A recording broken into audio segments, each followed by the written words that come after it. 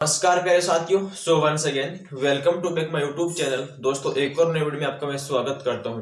आज की इस नई वीडियो में बात करने वाले हैं, हमारे सामने एक और बेहतरीन क्वेश्चन है क्लास 10th मैथ के लिए साथी, जो आपका त्रिकोणमिति का जो अनुप्रयोग होता है उसका एक और बेहतरीन हम क्वेश्चन करने वाले साथी। तो आप लोग ध्यान से देखेगा बोर्ड के ऊपर, स्क्रीन के ऊपर जो क्वेश्चन है आपके सामने उसको पढ़ेगा एक बार के लिए कि यहाँ पे क्वेश्चन दे रखा है कि 10 मीटर ऊंची मीनार के शिखर से पृथ्वी पर एक बिंदु का अवनमन कोण 30 डिग्री है, तो बिंदु की मीनार के आधार की दूरी कितनी होगी साथी। तो सबसे पहले इस प्रश्न को हम सॉल्यूशन करते हैं। तो सॉल्यूशन कैसे होगा, सबसे पहले आप लोग देख लो कि 10 मीटर ऊंची एक मीनार है। तो यहाँ पर सबसे पहले आप एक मीनार बना लो जिसकी ऊंचाई कितनी है साथी, 10 मीटर है। तो यहाँ पर इसको बोल दो कि ये 10 मीटर की एक मीनार आपको पास साथी दे रखी है। इसमें क्वेश्चन में बोला है कि 10 मीटर की एक मीनार दे रखी है।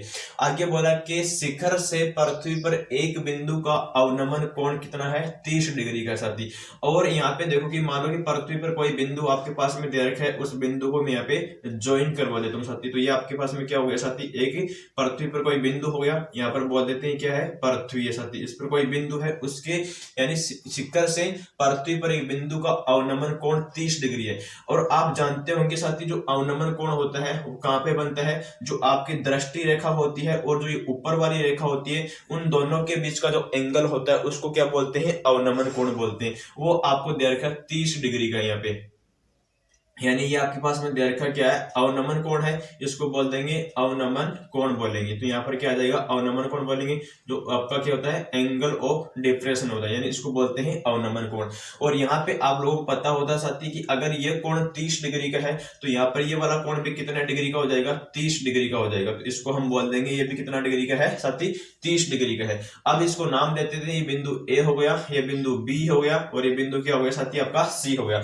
इस प्रकार से आप लोग पहले तो इसका चित्र बनाएंगे। चित्र बनाने के बाद में आप लोगों को दे रखी है कि 10 मीटर है और इसको मैं मान लेता हूं कि ये आपको निकालनी है, कितनी है साथी, आपके पास में मान लेते हैं इसको अक्ष मीटर की है ये, इसको मैंने बता दिया साथी। अब आप लोग कैसे करेंगे, तो सबसे पहले आप पता है यहाँ पे इसका अवनमन कोण है वो 30 डिग्री का दे रखा है, तो ये वाला कोण भी कितने डिग्री का हो जाएगा, 30 डिग्री का हो जाएगा।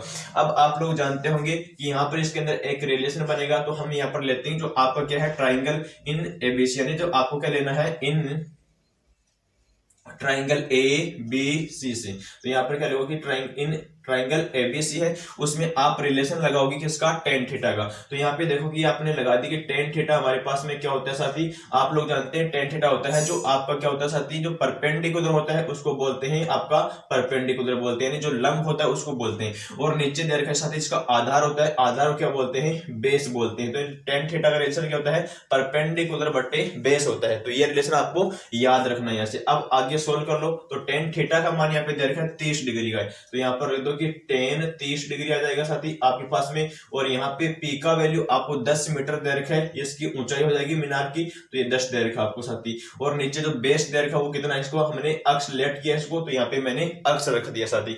अब आप लोग ध्यान देंगे कि जो आपका टेन 30 का वैल्यू होता है वो 1/√3 होता है। यहाँ पे क्या आएगा, 10 बटे अक्ष आ जाएगा।